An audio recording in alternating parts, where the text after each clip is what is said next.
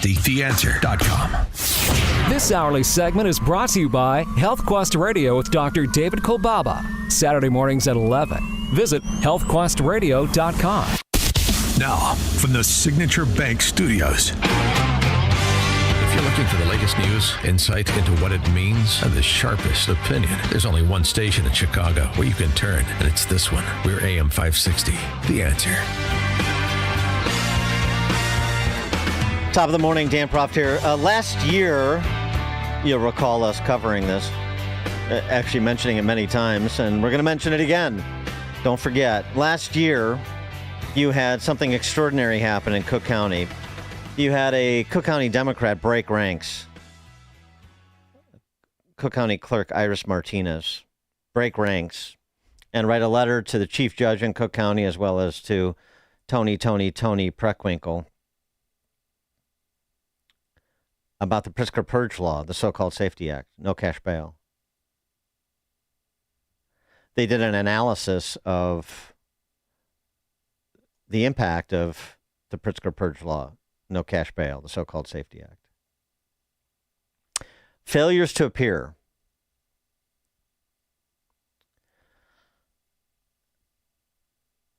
Most defendants who failed to appear to court now receive notices to appear, which are postcards sent via the mail notifying them of their failure to appear and providing them a subsequent court date. Our analysis included comprehensive data for warrants and notices to appear and concluded there has been a failure to appear by a defendant in 67,416 cases out of 90,872 cases, or a 74% failure to appear rate.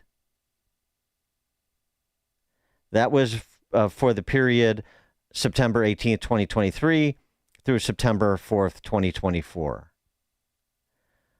She goes on to urge Cook County leaders must recognize the financial and human impacts that 67,416 failures to appears to court have on case processing, staffing, victims, witness cooperation, and our law enforcement partners. Together, we need to ensure that victims, witnesses, lawyers, judges, and police officers are not attending tens of thousands of hearings without the defendants being present. Yes, and we need to ensure that the defendants are present to plead their case and subject themselves to justice under the law, too. That's the most important point of it. 67,000 out of 90,000. And for those that are on pretrial release for felonies, this CWB series, which has been very good, and unfortunately the body count continues to pile up, they do this series they call the Not Horrible series because the Cook County Chief Judge, Tim Evans, in 2019, he essentially ended bail before the state formally did it by statute. And he said, I think that actually was 2017. In 2019, he said publicly, we haven't had any horrible incidents occur so far. So they've been tracking the Not Horrible incidents in their Not Horrible series. And what do they find? We brought you the story earlier in the week. A 33-year-old man on felony pretrial release now facing attempted murder charges for allegedly shooting his girlfriend's ex-boyfriend on a sidewalk on the west side. He is the 10th person this year charged with shooting, killing, or trying to kill someone in Chicago while on felony pretrial release. 10 cases involving 23 victims, 3 of whom dead. And since 2020, alleged victims of people who are awaiting trial for a felony in Chicago. Since 2020, there have been 146 people murdered by someone who is awaiting trial for a felony in Chicago. There have been another 90, 110, 120, 40, 156 people who have been victims of attempted murder by people who are awaiting trial for a felony in Chicago. And there are hundreds more who have been victims of other felonies, aggravated battery, and so forth, by someone on pretrial release awaiting trial for a felony in Chicago. That's just Chicago. This is why Trump did what he did this week. One of the executive orders has to do with cashless bail. That was when the big crime in this country started. And I can tell you who did it, when, but I don't want to do that because others followed pretty quickly. But that was when it happened. Somebody kills somebody, they go in, don't worry about it, no cash, come back in a couple of months, we'll give you a trial. You never see the person again. And I mean, they kill people and they get out. Cashless bail. They thought it was discriminatory to make people put up money because they just killed 3 people lying on a street. Any street all over the country, cashless bail. We're ending it, but we're starting by ending it in D.C., and that we have the right to do through federalization. Yeah, and it's going to be up to, really ultimately up to the voters in places like New York and Illinois to end it here. It's absurd. Absurd. And by the way, in big cities where they don't formally have no cash bail, I mean, then there's the problem of the bail that they do impose. This story out of St. Louis, astounding. The man accused of killing an off-duty campus officer in 2008. 2008, they finally caught up to him 17 years later. He posted bond. He was bonded out on first-degree murder. First of all, that he got bond on first-degree murder. Second of all, you ready to hear what the bond was? He had to post $5,000 to get out on first-degree murder charges. He's facing first-degree murder charges in St. Louis, and he's out on $5,000 bond. You think he stays to face the music? These big city politicians, I got to tell you. Jennifer Harrison is the executive director of the Victims' Rights Reform Council. She joins us now. Jennifer, thanks for being with us. Appreciate it.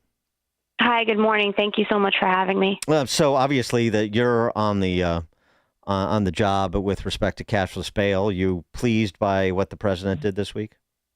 The president taking such decisive action to save lives this past week is bittersweet beyond words, I have to tell you. I mean, for years, we begged and pleaded for help to stop this insanity that has literally spilled blood on our streets across the country. We went to the media. We testified before Congress. We sat with lawmakers, poured out our hearts and our stories, and prayed that someone would care enough to listen. But, you know, time and time again, our cries fell on deaf ears. And, you know, for your governor and your mayor to say that President Trump just wants to create chaos, I mean, your monologue just basically described the epitome of chaos, if you ask me. I mean, you know, for those who have never stood in our shoes, it's extremely hard to explain what it feels like to bury someone that you love unnecessarily, to hold a folded flag or a picture instead of your spouse or your child, or you're burying your child is the worst thing that you could do as a parent. And, you know, we've gone through the worst nightmare imaginable. And while we're trying to pick up the shattered pieces of our lives, politicians like your governor and your mayor are patting themselves on the back and standing up for criminals over victims, for the social justice reforms that create more victims. I mean, what is your personal story, if you don't mind? My boyfriend and his best friend were murdered over 20 years ago in a bar fight by a family of recidivists. One of them, it was in New Jersey. One of them was out on parole in New York and probably shouldn't have been released, even though he crossed state lines, was in a bar on a Friday night, was fraternizing with other convicted felons, and was involved in an altercation that resulted in the death of 2 people. He was never even violated for parole violations. And then 2 of the brothers got off in a sweetheart plea deal, and one of them only did 9 years for killing 2 people. Mm-hmm.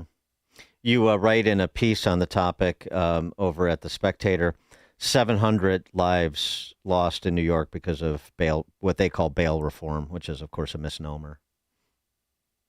Yeah, I mean, and that's just in New York, you know, and from what I hear in Chicago, I think there are like over 200 murders already this year. I mean, that's at least a murder a day. It's just, it's absolutely ridiculous. And I mean, imagine if these leaders had listened to us when we first raised alarms, if our voices, you know, voices like mine, Gianno Caldwell, whose brother was murdered probably because of these reforms, you know, if our voices carried the same weight as those of the criminal justice activists funded by billionaires. Imagine if the grief of a mother burying her child mattered as much as the rehabilitation of the person who pulled the trigger. How many lives could have been saved? There have been no murders in 2 weeks in Washington, D.C. since President Trump took this decisive and completely necessary action. So how many lives has he already saved in just one city? You know, the thing about this, too, you hear police speak out about the Pritzker Purge law. We've talked to prosecutors. We talked to it before, before it passed and after it passed and was signed into law by Pritzker. It was the subject of a lot of discussion during the 2022 gubernatorial campaign. But the one group you don't hear, in my mind, enough from, and I understand if they're currently on the bench, they may be limited. But I'd like to hear from more retired judges about the imposition, this bail case out of St. Louis I just mentioned, and then the no cash bail a culture in Chicago and New York, where, as I just detailed again, from the former clerk of the circuit court who got ousted from her seat by the Democrats after she broke ranks, a 74% of those charged not showing up for trial. I mean, where is, the judges seem to fly under the radar on this, and there's a lot of problems with what's going on the other side of the bench. Yeah, well, I'm hoping that, President Trump federalizing cities, after D.C. and this spreading nationwide will help expose that and help hold woke activist judges accountable, and all of the municipalities and chief administrative judges that are responsible for holding them accountable by cutting off of their funding when they don't reassign them, or when governors keep appointing or reappointing these judges if they're not elected. And I guess it's like an unwritten rule that these retired judges probably don't want to go after their own profession. Also, you have to keep in mind that some of them are still working in this environment, so they're scared of retaliation. They're scared of retaliation from their party if they're, if they were elected, or the Democrats helped fundraise for them. So I think that there are a lot of reasons that they're not speaking out, but they're the wrong reasons, and we need more and more people to stand up for what's right. 100%. Jennifer Harrison, Executive Director of the Victims' Rights Reform Council. Jennifer, thanks for joining us. Appreciate it. Thank you again for having me. And Jennifer Harrison joined us on the Turnkey.Pro answer line. This is the morning show more Chicago radio listeners are choosing. This is Chicago's Morning Answer on AM 560. The Answer. Gain insight into building strong marriages and raising godly children with Focus on the Family with Jim Daly. Each weekday